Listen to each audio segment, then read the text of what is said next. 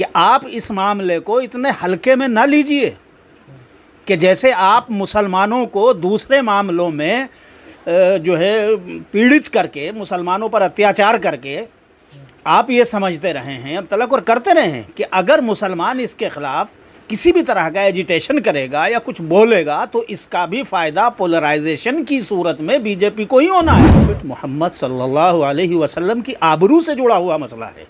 मुसलमान मौत को बर्दाश्त कर लेता है लेकिन अपने आका मोहम्मद रसूलुल्लाह सल्लल्लाहु अलैहि वसल्लम की शान में गुस्ताखी नहीं बर्दाश्त करता। इस बात मजबूर होकर के आदमी चीखेगा तो, चिल्लाएगा तो, रोएगा तो आप मारते हैं और मारते चले जाते हैं। और अगर सामने वाला मुसलमान रोने की कोशिश करता है, रोता है, तो फिर आप उसको जो है कि ये आतंकवादी है।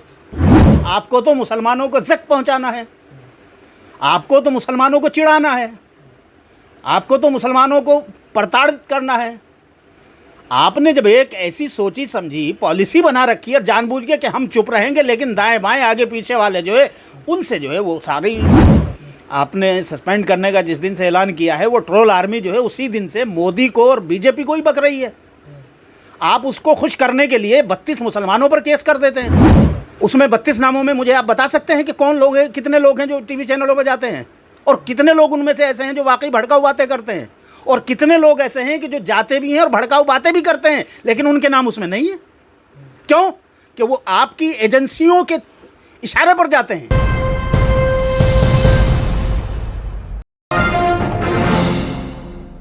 अमिताभ, सबसे पहला सवाल तो मेरा यही है कि जिस तरह ये नूपुर मामले में इस्लामिक कंट्रियों ने जब एहतजाज अपना दर्ज कराया उसके बाद जो है कार्रवाई की गई 10 दिन के बाद, किस तरह देख रहे हैं इसको? सबसे पहले इसको मेरा ही क्या देखना, ये तो पूरी दुनिया देख रही है, पूरा हिंदुस्तान देख रहा है। और आपको याद होगा कि मैंने बिल्कुल शुरू ही में कहा था, जिस दिन नूपुर शर्मा ने हुज़ूर सल्लल्लाहु अलैहि वसल्लम की शान में टाइम्स नाउ चैनल पर एक डिबेट, लाइव डिबेट में ये गुस्ताखी करी थी, उसके 2 दिन या दूसरे दिन या तीसरे दिन आप ही से मेरी बात हुई थी, आप आए थे। तो मैंने उसी वक्त कहा था कि बीजेपी के प्रवक्ताओं को जिस तरह की आदत हो गई है, जिस तरह से बीजेपी ने पिछले 8 साल में मुसलमानों, इस्लाम, मस्जिद, मदरसा, कुरान, नमाज, रमज़ान, हर चीज़ पर जिस तरह से बदतमीज़ी की ज़बान बोल करके मुसलमानों के ख़िलाफ़ उन्माद फैलाया, नफ़रत फैलाई और मुसलमानों को बिल में घुसा के बंद करने की जिस तरह से कोशिश की गई, तो उसी कोशिश में ये हालात बने हैं। चूँकि प्रवक्ताओं को आदत हो गई है कि मुसलमान की शक्ल देखते ही उनको जो है आतंकवादी, जिहादी और देश के गद्दार और पता नहीं क्या क्या, किस किस तरह से कौन सी ज़बानें इस्तेमाल नहीं की गई। अल्लाह के ख़िलाफ़ टीवी डिबेट में संबित पात्रा जो नेशनल मीडिया प्रभारी है भारतीय जनता पार्टी का, उस शख्स की ज़बान से बराह रास्त मैंने ख़ुद सुना अल्लाह की शान में गुस्ताखी कर रहा टीवी चैनल पे बैठ करके। और ये आज की बात नहीं है, इस बात को कम से कम 5 साल हो गए। लेकिन कभी आज तक क्या नरेंद्र मोदी जी को या भारत सरकार को कभी ये तौफीक हुई कि वो सत्ताधारी पार्टी के इन प्रवक्ताओं को, जो एक तरह से अघोषित सरकारी प्रवक्ता होते हैं और सरकार का पक्ष भी कई मर्तबा ये पार्टी के साथ साथ वहाँ रखते हैं और लड़ते हैं लोगों से, इन क्या कभी भी इनकी शब्दावली को सुधारने की कोशिश की गई? कभी इनको कोई नोटिस जारी किया गया? कभी इनको समझाया गया? जैसे आज जो है आप 10, 12, 15 सूत्री एक हिदायतनामा उनके नाम जारी कर रहे हैं, आदेश जारी कर रहे हैं कि आपको इस पे नहीं बोलना, आप ये नहीं करना। जिस तरह आप पिछले 3 दिनों से अब नूपुर शर्मा मामले पे टीवी चैनलों पे डिबेट हो रही है, अब तो टीवी में आकर के जो है बीजेपी के प्रवक्ता इस टॉपिक पे नहीं बैठ रहे। लेकिन इससे पहले कभी भी बीजेपी को, नरेंद्र मोदी जी को, अमित शाह को या किस और जो भी, या आरएसएस को, चूँकि असल तो इनकी मात्र जो इनकी तंजीम है, तो मात्र तंजीम तो इनकी संघ है ना, क्या कभी संघ परिवार को, मोहन भागवत जी को कभी ये तौफीक हुई इस बात की कि भाई इन लोगों को ये समझाते हैं कि भाई किसी एक समुदाय के ख़िलाफ़, किसी एक संप्रदाय के ख़िलाफ़, किसी एक धर्म के ख़िलाफ़, किसी एक धर्म की मजहबी शख्सियात के ख़िलाफ़ या उस मज़हब की टर्मिनोलॉजी के ख़िलाफ़ इस तरह की बदतमीज़ी की ज़बान इस्तेमाल करना जो है वो गैर कानूनी भी है, गैर अखलाक़ी भी है, गैर इंसानी भी है, असभ्य। लेकिन कभी किसी ने नहीं समझाया कब है? अभी भी जिस दिन आपसे मेरी बात हुई थी, जिस दिन ये नूपुर शर्मा ने ये हरकत की थी, उसके तीसरे दिन आपसे मेरी बात हो रही थी। मैंने भारत सरकार को मशवरा दिया था, भारतीय जनता पार्टी को भी मशवरा दिया था, भारत सरकार को भी आप ही के माध्यम से मशवरा दिया था कि आप इस मामले को इतने हल्के में ना लीजिए कि जैसे आप मुसलमानों को दूसरे मामलों में जो है पीड़ित करके, मुसलमानों पर अत्याचार करके आप ये समझते रहे हैं अब तलक और करते रहे हैं कि अगर मुसलमान इसके ख़िलाफ़ किसी भी तरह का एजिटेशन करेगा या कुछ बोलेगा तो इसका भी फ़ायदा पोलराइजेशन की सूरत में बीजेपी को ही होना है। उसका वोट का फ़ायदा उठाते हैं। भाई मुसलमानों को जो इतना सताया जा रहा है या मुसलमानों पर इतने हमले जिस तरह से किए जा रहे हैं, चाहे वो टीवी चैनलों के डिबेट के थ्रू हों, चाहे वो सड़कों पर हों या किसी भी तरह से हों, ये तमाम के तमाम हमले इसीलिए तो सुनियोजित ढंग से कराए जा रहे हैं ना, किए जा रहे हैं। बौद्धिक हों या जो है वो सामाजिक हों या सियासी हों, वो तमाम का मकसद तो एक ही है कि उससे बीजेपी को एक तरह से पोलराइजेशन करा के वोटों की फसल काटने में फ़ायदा उठाना, और उठा रही है पिछले 8 साल से। उसके लिए ये सब किया जा रहा था। इसीलिए मैंने कहा था कि इस मसले को इतना हल्के में ना लीजिएगा कि आपने एक मस्जिद में जो है जाकर के शिवलिंग ढूंढ लिया और उसके जो है ऐलान कर दिया बाबा मिल गए, बाबा मिल गए। एक मस्जिद को आपने ढा करके जो है एक मस्जिद की जगह को लेकर के किसी भी तरीके से सुप्रीम कोर्ट को इन्वॉल्व करके विशेषाधिकार इस्तेमाल करा के आपने जो है मस्जिद की ज़मीन छीन ली। इतने हल्के में ना लीजिए इसको। ये मसला क्या है? ये मसला प्रॉफिट मोहम्मद सल्लल्लाहु अलैहि वसल्लम की आबरू से जुड़ा हुआ मसला है। मुसलमान मौत को बर्दाश्त कर लेता है लेकिन अपने आका मोहम्मद रसूलुल्लाह सल्लल्लाहु अलैहि वसल्लम की शान में गुस्ताखी नहीं बर्दाश्त करता। इस बात को आरएसएस वाले पहले से जानते हैं, बीजेपी वाले पहले से जानते हैं, भारत के प्रधानमंत्री नरेंद्र मोदी जी पहले से जानते हैं। और दुनिया भर में आपको याद होगा, उन्हें भी याद होगा, जब आप इंटरनेशनल पॉलिटिक्स करते हैं, सारी दुनिया में घूमते हैं, सारी दुनिया के इश्यूज़ को देखते हैं, आप भूल गए इस बात को कि भाई फ्रांस में एक आदमी ने जो है या कौन से मुल्क में हुजूर सल्लल्लाहु अलैहि वसल्लम के कार्टून बनाए, उस पर सारी दुनिया में कोहराम मच गया। मुसलमान अपने पैगंबर मोहम्मद सल्लल्लाहु अलैहि वसल्लम के मामले में इस कदर हसास है कि अपनी जान के मामले में भी उतना हसास नहीं है वो। ये तो लगातार प्रदर्शन देखने में आ रहे हैं।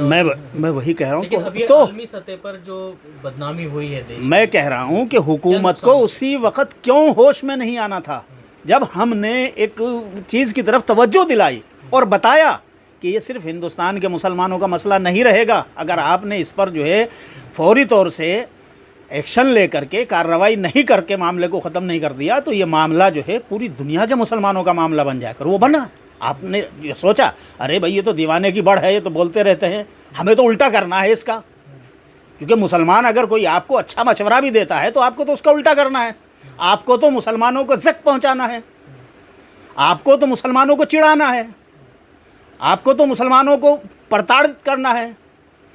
आपने जब एक ऐसी सोची समझी पॉलिसी बना रखी है जानबूझ के कि हम चुप रहेंगे लेकिन दाएं बाएं आगे पीछे वाले जो है उनसे जो है वो सारी जो है बेहुदा हरकतें होती रहेंगी और उन पर आप कोई एक्शन नहीं लेंगे, खामोशी अख्तियार कर लेंगे। तो ये उसी का नतीजा है। अब बीजेपी बोल रही है कि हमने उसको जो है बर्खास्त कर दिया, पार्टी से निकाल दिया। जी, उसको एहतिजाज किस हाँ, तो उसको बीजेपी ने पार्टी से निकाल दिया। क्या उसके ख़िलाफ़ सरकार ने भी जो है कानूनी कार्रवाई करी है? क्या उसको क्या ये किसी मामूली आदमी का मामला था क्या? जब आप ये भी देख रहे हैं कि एक तरफ अरबों खरबों रुपए का भारत का आर्थिक नुकसान होने जा रहा है, तमाम गल्फ़ कंट्रीज़ से हमारे प्रोडक्ट जो भारत के प्रोडक्ट हैं, भारतीय कंपनियों के प्रोडक्ट हैं, जो वहाँ की तमाम सुपरमार्केट्स में बिक रहे हैं, जिनसे अरबों खरबों रुपए का हमें जो है विदेशी मुद्रा मिल रही है, और हमारे लाखों लोग वहाँ पर जो है मजदूरी करके, नौकरी करके, धंधा करके वहाँ से पैसा कमा कमा के विदेशी मुद्रा भारत में भेज रहे हैं, तो जिससे भारत की अर्थव्यवस्था का 53-54% उसी पे निर्भर करता है। उसके बावजूद जो है आप उसको सिर्फ इतना करके कि साहब उसको पार्टी से निष्कासित कर दिया 6 साल के लिए, ये नवीन कुमार को जो है पार्टी से बाहर कर दिया, साहब हो गया। तो ये तो एक तरह से आप यहाँ भी जो है धोखा, आंखों में जो है धूल झोंकने की कोशिश कर रहे हैं। सीधी सी बात ये है कि भारत सरकार का रोल ये बनता है कि जैसे फ्रिंज एलिमेंट कहा है वहाँ पर हमारे उसको सफ़ीर ने, हमारे एम्बेसडर ने गल्फ़ कंट्रीज़ में उन लोगों की हुकूमतों के सामने कह दिया कि ये तो फ्रिंज एलिमेंट हैं, और ये कह कर के पार्टी से उनको निकाल भी दिया। लेकिन उन पर कानूनी कार्रवाई क्यों नहीं करी? कानूनी कार्रवाई कर दीजिए। कानूनी कार्रवाई आप कर देंगे, सारा एजिटेशन भी ख़त्म हो जाएगा, सारा हंगामा भी ख़त्म हो जाएगा, और सारा नुकसान भी जो है वो होने से बच जाएगा। लेकिन आप ज़िद पे नहीं साहब, ये नहीं हो सकता। क्यों? कि वो लाखों भक्तों की जो भीड़ आपने पाली हुई है, ट्रोल आर्मी, जो आपको पिछले 7 दिनों से, जिस दिन से नुपुर शर्मा को पार्टी से निकालने या मुअत्तल करने का, आपने सस्पेंड करने का जिस दिन से ऐलान किया है, वो ट्रोल आर्मी जो है उसी दिन से मोदी को और बीजेपी को ही बक रही है। आप उसको खुश करने के लिए 32 मुसलमानों पर केस कर देते हैं, बैलेंस करने के लिए। उनको जो है तुष्टीकरण करने के लिए, वही तुष्टीकरण की राजनीति आप यहां भी खेल रहे हैं। धूल झोंकना चाह रहे हैं आप हर मामले में, बैलेंस राजनीति करना चाह रहे हैं। यानी पुलिस को भी आप जो है एक तरह की सियासी एजेंसी के तौर पर इस्तेमाल करना शुरू कर देंगे, और पुलिस के मामलात में भी आप बिल्कुल जो है एक सियासत करना शुरू कर देंगे, धूल झोंकेंगे। उसमें 32 नामों में मुझे आप बता सकते हैं कि कौन लोग हैं, कितने लोग हैं जो टीवी चैनलों पर जाते हैं, और कितने लोग उनमें से ऐसे हैं जो वाकई भड़काऊ बातें करते हैं, और कितने लोग ऐसे हैं कि जो जाते भी हैं और भड़काऊ बातें भी करते हैं, लेकिन उनके नाम उसमें नहीं है। क्यों? कि वो आपकी एजेंसियों के इशारे पर जाते हैं। माफ़ कीजिएगा, मैं बिल्कुल खुल्लम खुल्ला कह रहा हूँ, आपकी एजेंसियों के कहने पर वो जाते हैं। आपकी एजेंसियां जो हैं उनको कवर पीछे से देती हैं, किसी भी मुख्तलिफ तरह से उनको वो करती हैं। किसी को मुसलमान के नाम पे बैठाएंगे, किसी को हिंदू के नाम पे बैठाएंगे। लेकिन जो सही बोलने वाले लोग हैं, जो अच्छा बोलने वाले लोग, जो अमन की बात करने वाले लोग हैं, जो फितने फसाद को नापसंद करने वाले लोग हैं, जो पोलराइजेशन की राजनीति को रद्द करने वाले लोग हैं, उनका नाम लेकर के आप जो 19 मुसलमानों पर उनको जो है आप कर देंगे कि साहब हमने इसको कर दिया, ताकि उनका तुष्टीकरण हो। मैं बता रहा हूँ आपको, बीजेपी पार्टी में कपिल मिश्रा, दिल्ली के दंगे 2020 के भड़काने का जिम्मेदार कौन है डीसीपी के सामने खड़े होकर के, कि हम पुलिस की भी नहीं सुनेंगे? रागिनी तिवारी, मोदी जी लट चलाओ हम तुम्हारे साथ है, और वहीं दंगे हो रहे हैं, ट्रालियों में भर भर के पत्थर आए। दुनिया ने नहीं देखे क्या? सबूत नहीं है क्या? उसके वीडियोस नहीं है क्या? लेकिन आपने पुलिस से जो है उसमें ऐसी रिपोर्टें सबमिट करा दी अदालतों में कि अदालत को भी फटकार लगाना पड़ी पुलिस को। तो आप जब खुल्लम खुल्ला बेईमानी करेंगे, जब आप सरकारी एजेंसियों को और पुलिस को जो है एक टूल के तौर पर इस्तेमाल करना शुरू कर देंगे मुसलमानों के ख़िलाफ़, एक धर्म के मानने वालों के ख़िलाफ़, और आप जो है ताकत के बल पर सरकारी पावर जो आपको मिली हुई है संवैधानिक तरीके से, उसका असंवैधानिक और गैर कानूनी तरीके से आप इस्तेमाल करके किसी एक धर्म के मानने वालों के खिलाफ इस्तेमाल करेंगे, तो ये सूरत हाल तो पैदा होगी। अब जो ये आपने परवेश वर्मा पे क्या किया? अनुराग ठाकुर कौन है? किसने लगाए थे नारे दिल्ली में खड़े होकर के, गोली मारो सालों को? क्या किया आपने उसका? कैबिनेट में बैठा हुआ है ना, मोदी जी की कैबिनेट में है ना, जिसने नारे लगवाए थे पब्लिक से गोली मारोगे। वो अम्मू कहाँ गया करनी सेना का, जिसने मेवात में, हरियाणा मेवात में 10,000 से ज़्यादा हिंदुओं का मजमा जमा करके वहाँ पर एलानिया मुसलमानों को मारने काटने की और पाकिस्तान भेजने की बात करी, मुस्लिम महिलाओं का रेप करने की बात करी। तुमने 1 हफ्ते के अंदर उसको जो है हरियाणा भारतीय जनता पार्टी का जो है प्रवक्ता बना दिया। आपके यहाँ तो जो मुसलमानों को गाली दे, जो इस्लाम पर हमले करे, जो इस्लाम की शख्सियत की तौहीन करे, उनको आप प्रमोट करते हैं, उनको आप तरक्कियाँ देते हैं, और भी ऐसे और कई फिर घटनाएं- आप जो है बैलेंस करने के लिए इल्ज़ाम लगाते हैं मुसलमानों पर कि साहब मुसलमान ये कर रहा है।